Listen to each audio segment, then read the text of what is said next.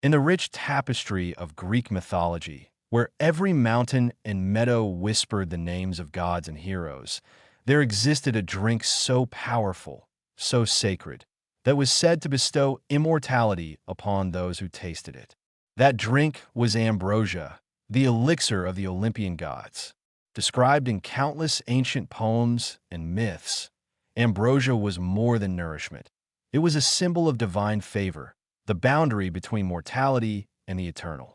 While the exact recipe of ambrosia was never revealed, perhaps guarded by Hera herself, ancient sources often whispered that honey played a vital role, sometimes blended with nectar to form this holy draught.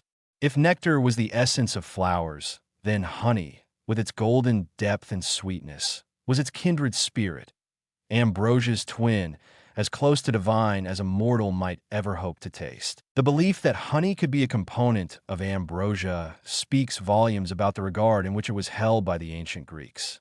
It was not just food, it was life force. In temples and feasts, honey was mixed with wine and herbs to create kykeon, a sacred drink consumed during the Eleusinian Mysteries, one of the most secret and spiritually potent rites of the ancient world. When heroes were honored or gods invoked, honey flowed as libation. Even the dead were offered honey cakes to ease their passage to the underworld. Such was its spiritual currency. It was a bridge between worlds, the mortal and the divine, the living and the eternal. And while the myths sang of magic and mystery, modern science has uncovered something just as wondrous in honey. Not in its ability to grant immortality per se, but in its extraordinary capacity to support longevity and health. Honey is abundant in natural compounds called flavonoids and phenolic acids. These are not merely chemical names on a label.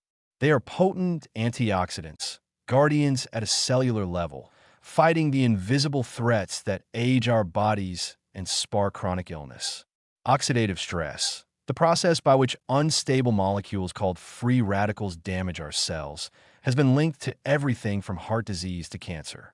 Yet these same free radicals are subdued by the humble spoonful of honey. What's truly remarkable is how these compounds work in harmony within honey's golden matrix. Unlike synthetic supplements or isolated nutrients, honey offers a natural symphony of bioactive elements, each playing its part. It soothes inflammation. It strengthens the immune response. It balances gut flora. And perhaps most profoundly, it nourishes the body in a way that feels gentle, instinctive, almost primal, as if our biology remembers a time when we, too, considered honey a gift from the gods. There's also a poetry in how honey is made, a process that mirrors the legends it inspired. Bees gather nectar, the sweet secretion of flowers, and transform it through alchemy of their own, adding enzymes, reducing moisture, sealing it away in waxen vaults like tiny alchemists. This labor is communal, tireless, and precise. A single bee produces only 1/12 of a teaspoon of honey in her lifetime. Yet together, they create something that has nourished both man and myth for millennia. It's hard not to see something sacred in that. Honey's legendary status isn't just about the past. Today, it remains a cornerstone of holistic health, cherished in traditional medicine and modern wellness alike. From soothing sore throats to speeding up wound healing, from acting as a natural cough suppressant to delivering sustained energy, honey continues to prove itself worthy of reverence. It's telling that in a world obsessed with the next miracle supplement, this ancient substance, unchanged for centuries, still holds a place of honor in pantries and pharmacies alike. So when we taste honey, we are not just enjoying a sweet treat. We are partaking in a ritual that stretches back through the ages, a connection to our ancestors who saw in its golden hue the promise of vitality, of beauty, even of eternity.